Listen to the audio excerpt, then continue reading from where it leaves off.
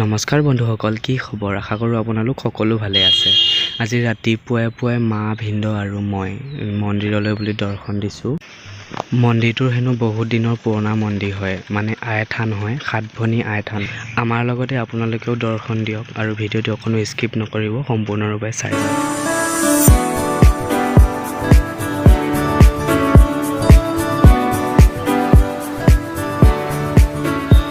আমি মন্দিৰ পালোহি। এয়া হৈছে মন্দিৰৰ গেটখন। মন্দিৰৰ পৰিৱেশটো ইমানেই ভাল, মানে ইমান ৰ'দ দি আছে, তথাপিও এই গছৰ ছাঁত মানে ইমান ধুনীয়া ঠাণ্ডা পৰিৱেশ এটা হৈছে, মানে বুজাব নোৱাৰোঁ আপোনালোকক।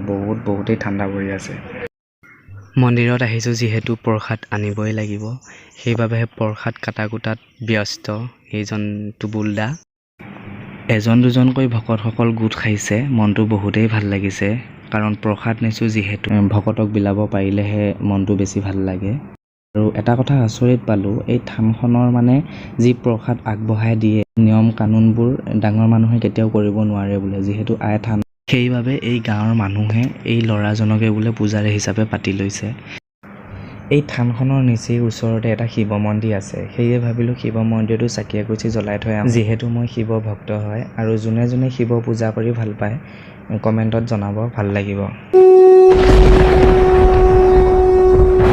जय जय जय जय जय जय शिव शंकर, जय जय जय जय जय जय शिव शंभु, जय जय जय जय जय जय शिव शंकर, जय जय जय जय जय जय शिव शंभु, जय जय जय जय जय जय शिव शंकर, जय जय जय जय जय जय शिव शंभु, जय जय जय जय जय जय शिव शंकर, जय जय जय जय जय जय शिव शंभु। मेरे शंभु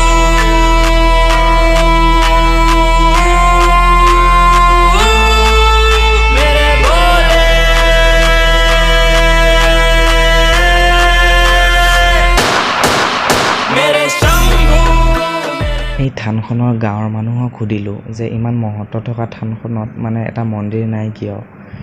তেতিয়া মানে ভকতসকলে উত্তৰ দিছিলে যে এই থানখনত বোলে আইসকলে মন্দিৰৰ ভিতৰত নাথাকে, মানে গছৰ ছাঁত বা এনেকুৱা মুকলিমূৰীয়া পৰিৱেশতহে থাকে। ভাবকচোন কেনেকুৱা আচৰিত কথা। যিমানেই পূজাভাগ চমু চাপি আহিছে আৰু সিমানেই তামোল কাটাত ব্যস্ত হৈছে। আমাৰ সমাজত পৰম্পৰাগতভাৱে চলি আহিছে, যেতিয়ালৈ আমাৰ প্ৰসাদ বিলোৱা নহয় তেতিয়ালৈ আইসকলক তামোল পাণ খুবেই প্ৰয়োজন।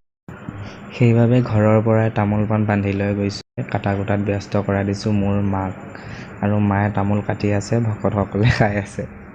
অৱশেষত প্ৰসাদ বিলোৱা টাইম হৈ গৈছে আৰু পূজাৰীয়ে এতিয়া ফুল জল দিছে ভকতক আৰু লগতে ফুট এটা দিছে। থানখনৰ মূল প্ৰসাদটোৱে হৈছে ভোগ। ভোগ মানে হৈছে এই বাতিত থকা প্ৰসাদখিনিৰ নামেই হৈছে ভোগ।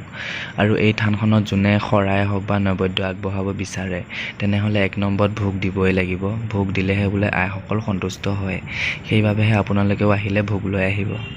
আজিৰ ভিডিঅ'টি ইমানেই আছিলে। যদি ভিডিঅ'টি চাই ভাল লাগিলে লাইক, কমেণ্ট, শ্বেয়াৰ আৰু লগতে ছাবস্ক্ৰাইব কৰিব নাপাহৰিব।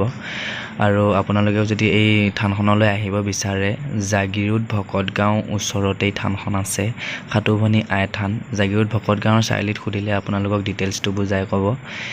আৰু আজিলৈ ইমানেই আছিলে। Bye bye.